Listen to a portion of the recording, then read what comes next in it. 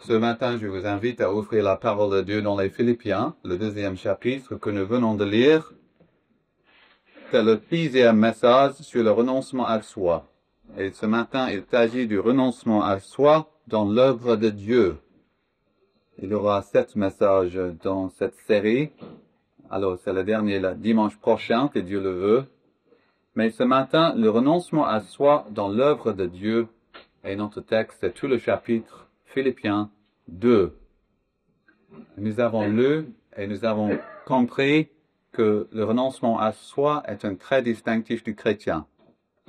La vie chrétienne commence par le renoncement à soi et c'est un trait distinctif de tous les jours. Et nous avons aussi appris que la vie des chrétiens, quand même, n'est pas une vie misérable, triste, sombre. Le renoncement à soi est la porte qui nous ouvre le chemin de la joie. Au-delà de la croix se trouve la joie, toujours dans la parole de Dieu. Et nous voyons en ce moment les implications de cet enseignement. Nous avons considéré le renoncement à soi et la liberté chrétienne. Et nous avons considéré le renoncement à soi dans la vie du couple. Et aujourd'hui, vous le savez tous maintenant, le renoncement à soi dans l'œuvre de Dieu. Un autre traitement ne sera pas exhaustif, ce qui est impossible, mais je veux essayer d'enfoncer à fond l'enseignement clé, central, le plus important, en considérant un seul passage, le 2e chapitre des Philippiens. Et dans ce chapitre, messieurs, mesdames, nous avons 3 chrétiens, 3 ouvriers, 3 serviteurs de Dieu qui se font voir. Nous allons les examiner à tour de rôle. Ensuite, nous allons nous examiner avant d'en tirer quelques conclusions. D'abord, je vous invite à voir l'apôtre Paul tel qu'il se fait voir dans ce chapitre. La lettre est une lettre profondément personnelle. Beaucoup des lettres de Paul sont des lettres plus ou moins officielles, mais cette lettre a une note personnelle tout le long de la lettre. Et ici, le serviteur de Dieu, Paul, se dévoile. Vous allez constater tout de suite, quand même, qu'il ne s'agit pas d'un Superman. C'est un homme bien humain. Regardez par exemple le verset 19. Il se trouve dans sa prison, mais il a besoin d'encouragement. Alors, il n'est pas un de ces gens qui n'a pas de sentiment. Il a des gens qui ne sont jamais émus. Lui, c'est un homme qui a besoin d'encouragement. Le verset 19 nous le montre. Ou le verset 27, par exemple, il parle de sa tristesse et il ne veut pas que sa tristesse soit plus profonde. Il ne s'agit pas alors d'un être super, mais un homme comme nous, comme vous, comme moi, mais un grand serviteur de Dieu. Pourquoi? Parce que dans sa prison, il ne pense pas à lui-même. Il prend le temps d'écrire non seulement aux Philippiens, mais aux Colossiens, à Philémon et à d'autres personnes encore. Et malgré ses souffrances, cet homme, abattu, déprimé, seul, il prend le temps quand même d'écrire des lettres édifiantes à l'Église de Dieu. Et il nous dit au verset 2, par exemple, qu'il n'arrivera jamais à être joyeux aussi longtemps que l'Église philippienne reste divisée. L'âme de cet homme est attachée à l'âme de l'Église tout entière. Et il lui est impossible d'être heureux si l'Église n'est pas sanctifiée. Il ne se détache pas de l'Église de Dieu. Alors tout de suite, on voit que Paul est vraiment différent de la plupart des chrétiens. Que l'Église soit apostate ou florissante, il y a certains chrétiens quand même qui arrivent à tenir le coup. Que l'Église soit hypocrite ou sincère, il y a des chrétiens qui ne sont pas du tout touchés par ça. Ils ont développé une sorte de mentalité par laquelle ils se détachent un peu de l'Église et leur bonheur personnel n'a rien à faire avec la sanctification de l'Église.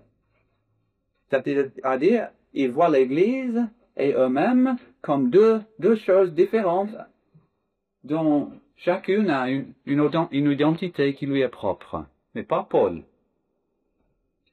Il nous dit en fait au verset 12, si vous le regardez, qu'il regarde la famille de Dieu comme étant sa propre famille. Et il utilise des termes bien affectueux. Ainsi, mes bien-aimés. C'est un mot très fort. On n'utilise pas en grec d'ordinaire ce genre de mot. On utilise peut-être pour son épouse, peut-être pour un frère ou une sœur particulièrement chère, mais jamais d'ordinaire pour quelqu'un en dehors de la famille. Mais il voit la famille de Dieu comme étant sa famille. Il nous dit même au verset 16, si vous y êtes, que la sanctification de l'Église est liée même à son bonheur éternel. Ce sera mon sujet de gloire au jour de Christ, de n'avoir pas couru ni peiné en vain. Il me sera impossible d'être vraiment heureux le jour du jugement si mon travail en Philippe est une perte de temps. Alors, le bonheur de l'Église, la sanctification de l'Église est très liée à son bonheur éternel. C'est un homme qui se soucie de la situation à Philippe, le verset 20. C'est un homme qui a des copains qui lui sont très chers, mais il est même prêt à renoncer à ces hommes s'il sera rendra service à l'Église de Philippe, le verset 25. Et c'est un homme même, le verset 17, si vous aimez le regarder, qui est disposé même à mourir pour les Philippiens si c'est nécessaire. Pourquoi est-il en prison? Il est en prison parce qu'il a osé prêcher l'évangile aux païens. Alors il est en prison en quelque sorte pour les Philippiens. Et s'il doit mourir pour les Philippiens, il est prêt à le faire. Nous pouvons vraiment dire, à la lumière du verset 22, qu'il n'exagère pas quand il dit qu'il se consacre au service de l'Évangile. Et le mot-clé maintenant, nous l'avons trouvé. Le service. Il se consacre au service de l'Évangile. Il se voit comme étant un serviteur, une esclave. Parce qu'en fait, au premier siècle, la distinction entre un serviteur et un esclave n'est pas très nette. C'est l'esclave du Fils de Dieu, l'esclave de l'Église de Dieu, qui ne pense même pas à lui-même. Son âme est attachée à celle du peuple de Dieu. Il vit pour faire du bien à l'Église de Dieu. Voilà le portrait que nous avons en quelques lignes dans ce deuxième chapitre. Mais il n'est pas le seul. Alors, il y a un deuxième ouvrier que nous allons examiner tout de suite, et il s'agit maintenant de Timothée. Vous le verrez au verset 19 à 24, si vous avez toujours le chapitre sous les yeux. Qui est ce Timothée? Timothée est l'apprenti en quelque sorte de Paul. C'est Paul qui le dit, verset 22. Vous savez qu'il a fait ses preuves et que, comme un enfant auprès de son père, il s'est consacré avec moi au service de l'Évangile. Et c'est une des choses des plus belles, en fait, du Nouveau Testament, de voir ce rapport, cette amitié entre Paul et Timothée.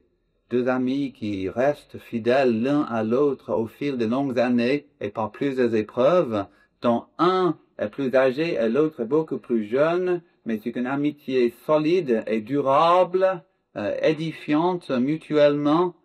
C'est merveilleux de voir ce qui se passe entre ces deux hommes qui sont comme David et Jonathan dans le Nouveau Testament. Mais est-ce que cet apprenti a réussi à s'imbiber des qualités qui se trouvent dans la vie de ton maître? Oui. Regardez le verset 19. Voilà un homme qui est vraiment humble. Parce que il a été envoyé par Paul. Alors il te laisse envoyer. Voilà. son ami qui l'envoie, et il est d'accord d'être envoyé pour rendre une tâche extrêmement humble. Il doit se rendre à Philippe. Pourquoi? Simplement pour avoir des nouvelles de cette église, pour les rapporter à Paul dans sa prison. C'est une tâche tout à fait banale, mais il est d'accord. Il veut le faire, parce que son cœur ressemble à celui de Paul, le verset 20. Je n'ai personne qui partage mes sentiments, mais Timothée les partage. Il ressemble à son ami, à son maître. Et il se soucie, verset 20, sincèrement de la situation des Philippiens. Oui, sincèrement, c'est une affaire du cœur. Et nous avons en verset 21, à mon avis, un des versets les plus frappants du Nouveau Testament. Tous, en effet, cherchent leurs propres intérêts. Tous cherchent leurs propres intérêts et non ceux du Christ Jésus. Mais Timothée fait exception. Bien sûr, le tous d'un hyperbole, parce qu'il va parler d'Épaphrodite tout à l'heure, qui est un serviteur du même genre. Mais la plupart des gens, dit Paul, même la plupart des ministres, la plupart des anciens, la plupart des missionnaires, la plupart des chrétiens, ils pensent à quoi? Ils pensent à leurs propres intérêts. Mais Timothée, il pense aux intérêts du Christ Jésus. Voilà l'esprit qui l'anime. Alors, comment décrire cet homme de Dieu? C'est encore le mot-clé, le mot service, qui se trouve au verset 22. Il s'est consacré avec moi au service de l'Évangile. Il a un esprit de serviteur, un esprit de service. Voilà quelqu'un qui est à la disposition non seulement du Fils de Dieu, mais de son Évangile et de son Église. Il ne se voit qu'étant un serviteur. Paul, serviteur. Timothée, serviteur. Et maintenant, les versets 25 à la fin, nous voyons maintenant un troisième ouvrier de l'Église primitive. Il s'agit d'Épaphrodite. Épaphrodite est un homme peu connu. Il y a très peu de familles aujourd'hui qui appellent le garçon Épaphrodite. Peut-être heureusement. Mais qui est-ce? Alors regardez bien le verset 25. C'est un homme d'envergure, un homme de calibre. J'ai estimé nécessaire de vous envoyer Épaphrodite, mon frère, mon compagnon d'œuvre et de combat. Il m'est cher, c'est un frère en Christ, mais un frère spirituel. Nous avons travaillé ensemble dans l'œuvre de Dieu, mais nous avons aussi vécu des combats ensemble. Nous avons lutté pour la cause de Dieu ensemble, coude à coude. Mon compagnon d'œuvre et de combat. C'est un homme qu'il faut honorer, verset 29. Recevez-le dans le Seigneur avec une joie entière et honorez de tels hommes. Mais pourquoi? Qui est cet Épaphrodite? Qu'est-ce qu'il a fait d'extravagant, d'extraordinaire? Regardez le verset 25, la fin du verset. Que vous m'avez envoyé et à qui vous avez donné de quoi pourvoir à mes besoins. Ce n'est qu'un simple facteur qui vient de la ville de Philippe avec de l'argent pour Paul. Ce n'est qu'un simple facteur. Et il arrive dans la prison à Rome, verset 30, la fin du verset, et qu'est-ce qu'il fait? Il supplée à l'absence de votre service pour moi. Il se met à l'entière disposition de l'apôtre Paul dans sa prison. Il devient le serviteur non payé de l'apôtre Paul. Facteur, serviteur, qui renonce à toute ambition, à toute carrière, à tout avancement personnel, pour porter une somme d'argent et pour se mettre à la disposition d'un prisonnier. Homme qui aime les Philippiens, il est Philippien lui-même, verset 26. Homme qui est totalement non égoïste, désintéressé, regardons bien le verset 26. Il désirait ardemment vous voir tous, et il était fort en peine de ce que vous ayez appris sa maladie. Alors, voilà un homme qui est malade, extrêmement malade, homme qui a failli mourir. Mais à quoi pense-t-il pendant sa maladie? Il pense à ceux qui se soucient de lui à cause de sa maladie. Et ce qui le gêne, en fait, c'est que eux, ils sont tristes et perturbés à cause de sa maladie. Et il est totalement non égoïste. Il ne pense pas du tout à lui-même. Il renonce complètement à son intérêt propre pour se mettre à la place des Philippiens. Homme qui a travaillé si dur pour l'apôtre Paul qu'il a failli mourir. Verset 30. Car c'est pour l'œuvre de Christ qu'il a été près de mourir, ayant exposé sa vie, afin de supplier à l'absence de votre service pour moi. Homme qui travaille si dur qu'il se rend malade, ou peut-être qu'il a exposé sa vie à d'autres dangers, nous n'en savons pas. Mais on a l'impression, parce que Paul nous dit, ailleurs, ici, que c'est un homme qui travaille dur, et il a travaillé si dur qu'il a mis en danger même sa santé. Sa santé, oui, sa santé. Et encore une fois, nous voyons le mot-clé. C'est le verset 30. Afin de supplier à l'absence de votre service pour moi. Qui est cet Épaphrodite? C'est un simple serviteur. Le plus grand apôtre de tous les temps n'est qu'un serviteur.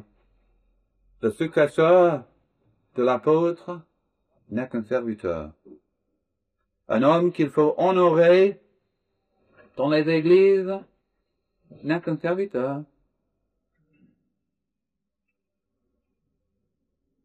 Voilà, nous avons regardé 3 ouvriers chrétiens du 1er siècle. Maintenant, nous allons jeter un petit regard sur nous-mêmes. Le mot-clé ici dans ce chapitre, c'est le mot service. Par opposition à cela, il y a 3 tendances dans l'Église moderne qui sont profondément inquiétantes. Il y a 3 tendances qui sont vraiment alarmantes. La première tendance, c'est la tendance à remplacer servir par être servi.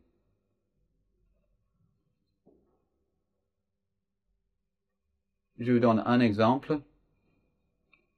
Voilà un homme, et l'église locale découvre que c'est un homme qui a certains dons dans le domaine de l'enseignement public.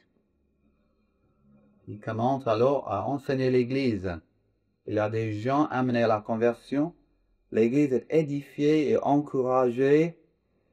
Et en fait, les gens, les âmes affamées sont bien nourries à cause de la prédication de cet homme. Il devient populaire. Et maintenant, on commence à harceler un peu les brebis pour que les brebis se sacrifient ou font des sacrifices pour promouvoir le ministère de cet homme. Et petit à petit, le service de cet homme devient plus important que les brebis qu'il doit servir. Bien sûr, il faut honorer tout homme doué de Dieu.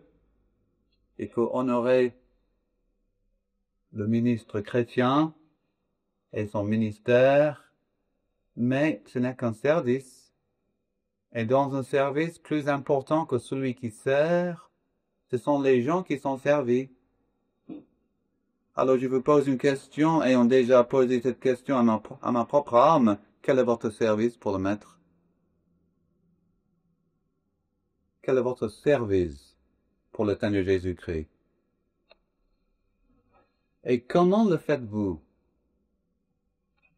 Est-ce que vous faites votre service d'une manière qui vous arrange?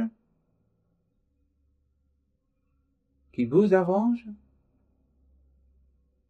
Ou d'une manière qui arrange à ceux que vous servez? Est-ce que vous faites votre service d'une manière qui garantit que vous ne serez jamais dérangé. Aimer ne pas être dérangé est une pensée païenne.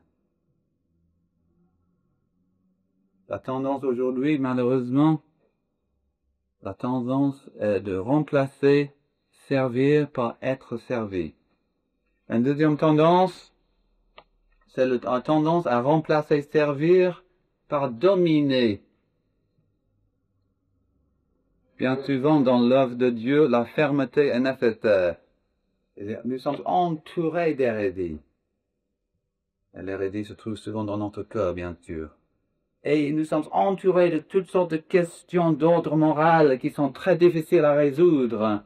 Et il faut que chez le serviteur de Dieu, chez tout chrétien d'ailleurs, qu'il y ait une certaine fermeté. Mais ce qui arrive, messieurs, ce qui arrive, mesdames, c'est que très souvent le serviteur finit par donner des ordres aux autres. Et l'Église de Dieu est remplie de gens qui donnent des directives, des ordres, des commandements. Je vous rappelle que le Christ Jésus est le seul chef de l'Église. L'Église a un pouvoir exécutif, mais l'Église n'a aucun pouvoir législatif. Toute la législation qui gère l'Église a déjà été rédigée par le Fils de Dieu. C'est à nous d'appliquer et d'exécuter ce qu'il a dit, mais c'est pas à nous de donner des consignes et des directives les uns aux autres. Ce qui est affreux aujourd'hui, c'est que nos églises sont souvent pleines de pasteurs et d'anciens impérieux. Voilà quelqu'un qui n'est pas tout à fait d'accord avec ce que dit le pasteur, alors il est écrasé. On lui cloue le bec. Quelle horreur, parce que, en fait, ne pas être d'accord avec le pasteur, c'est flatter le pasteur. Parce que c'est lui montrer qu'on aime plus ce que dit Dieu dans sa parole que ce que dit le serviteur de Dieu qui est serviteur de la parole. C'est-à-dire, on n'a pas oublié où se trouve la première autorité, l'autorité primordiale. Ce qui se passe, et de plus en plus dans nos églises dites calvinistes, c'est que les responsables des églises s'ingèrent dans les affaires privées de leurs membres. Et je pense à ces parents qui sont souvent émotionnellement attachés à leurs enfants et qu'ils veulent délibérément encourager la dépendance de leurs enfants. Alors l'enfant doit venir à maman, à papa pour toute décision. Et l'enfant est encouragé à être de plus en plus dépendant de ses parents. Ça flatte l'égoïsme du parent, mais ça ne fait aucun bien à long terme à l'enfant. Mais souvent dans l'œuvre de Dieu, il y a des serviteurs de Dieu comme ça, qui harcèlent jusqu'à ce qu'il y ait silence de la part de tous ceux qui ne sont pas d'accord, qui ne sont pas convaincus d'ailleurs. Voilà ce qui divise nos églises un peu partout, c'est la tyrannie de ses responsables. C'est à nous d'encourager nos gens à se mettre à l'écoute du Maître. Mais aucun humain n'a le droit de dire ce qu'il doit faire. Moi, je n'ai pas le droit de vous donner des ordres ou des consignes. Vous n'avez pas le droit de donner des ordres les uns aux autres. C'est la parole de Dieu seule qui est la règle de notre foi et de notre action.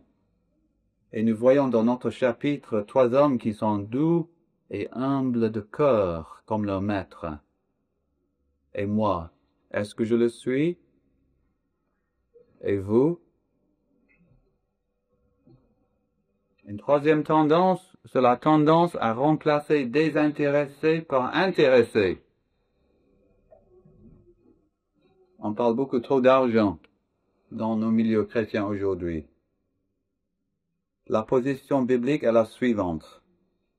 Ce n'est pas à nous, dans l'œuvre de Dieu, de demander de l'argent. C'est à nous de remercier ceux qui en donnent. C'est ça la position biblique. Très intéressant. On ne demande pas, on remercie.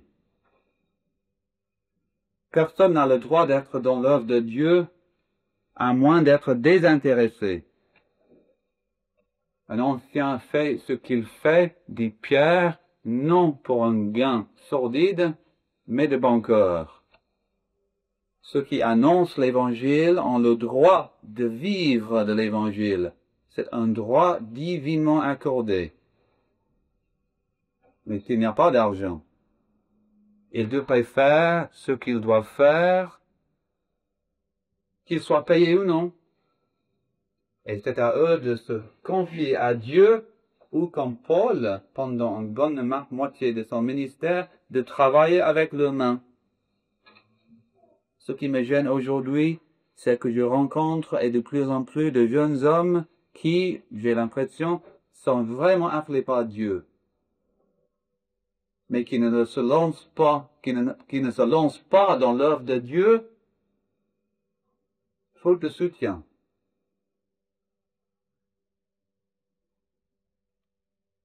Ce qui me gêne dans nos pastorales, c'est qu'une bonne moitié de la conversation souvent tourne au sujet de l'argent.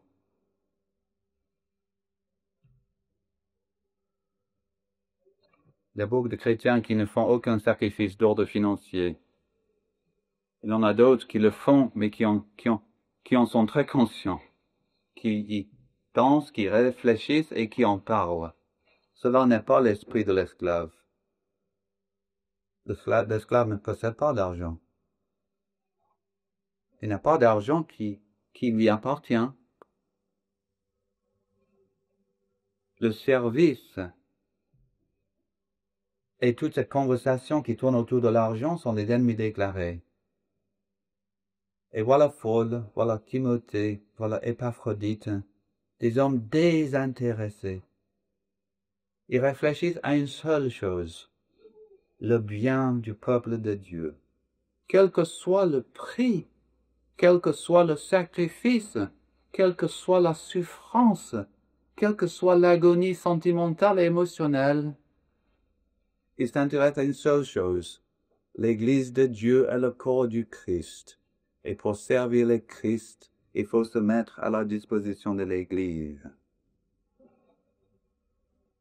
Alors, notre conclusion, c'est de nous poser une question.